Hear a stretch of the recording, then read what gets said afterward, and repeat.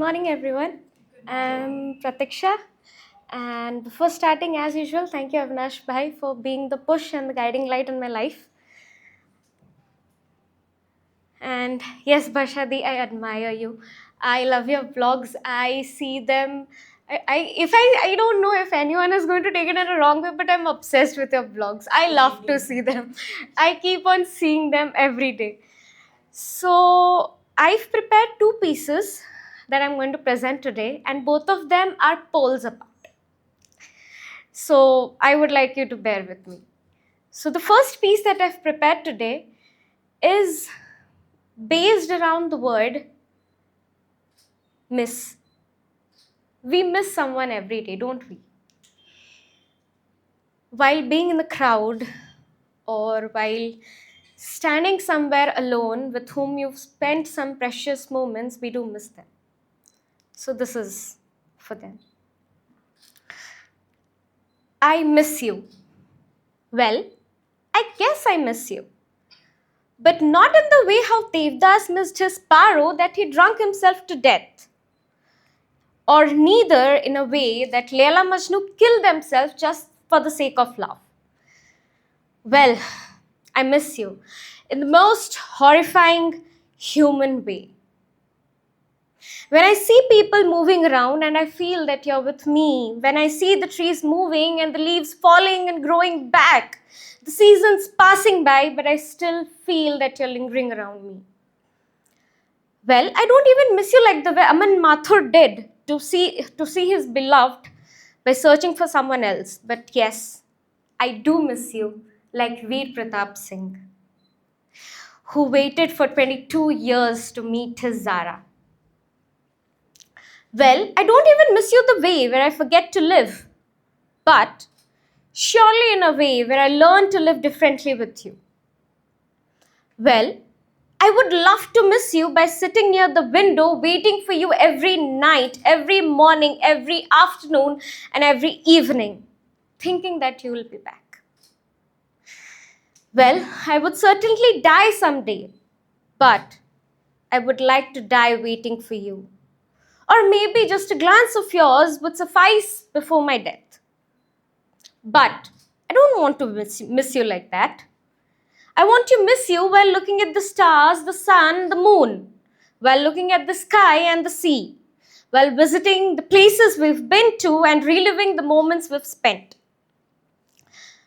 Well, I'll surely miss you, not by dying, but by living. Looking for the small happiness that we can call ours and finding the hope that, yes, you'll be here by my side. Well, I don't want to miss you like any poets or directors or in any other way, but I will certainly miss you in the most human way, searching for you everywhere I go and feeling your presence in every moment I live. Thank you so much. This is the first piece that I've prepared today. And the second piece is quite close to my heart because it's a character that I don't think I have watched or heard, but I think every woman has lived this character in some or the other way. And it's none other than Yagyaseni, Draupadi. So the other day I was actually, to be honest, I'm obsessed with Mahabharata. I keep on watching Mahabharata in repeat. So, and every time I watch Mahabharata, I find some or the other perspective that I didn't have before. So this one is for every woman who fights. I stand amidst the Dhamma protectors, blood oozing out of my body, my clothes scattered on the floor, my eyes drained from tears, and my head low lung.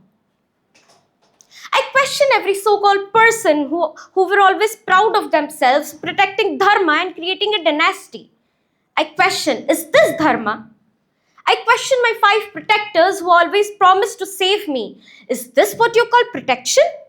The eldest who always followed Dharma and nothing otherwise. Is this your Dharma? You bet your own family and your kingdom as pawns. The strongest who tends to have a strength of 1,000 elephant. You stay silent when your wife is getting disrobed in a court full of knowledge.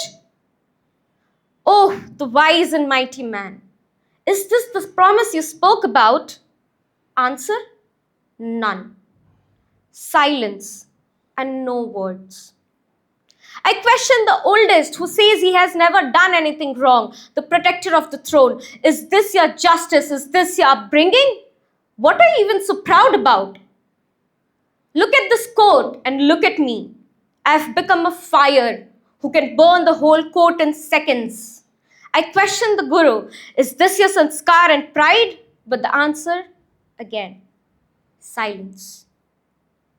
The throne screams silence, and every person looking at me, I gather strength and say, remember who I am. I was born of fire. I'm the fire that lives within every moment. I'm the strength that every woman has within. I'm Yagyaseni, the fire which will rot every sinner to hell, because I am pure. I am fire. But every person who has stayed silent has become sinners just like the criminals. I won't question wrong or right, but I will surely set everything right. Because history has said, whenever a woman is harmed, a war has taken place, and it shall take till the end of time. Thank you so much.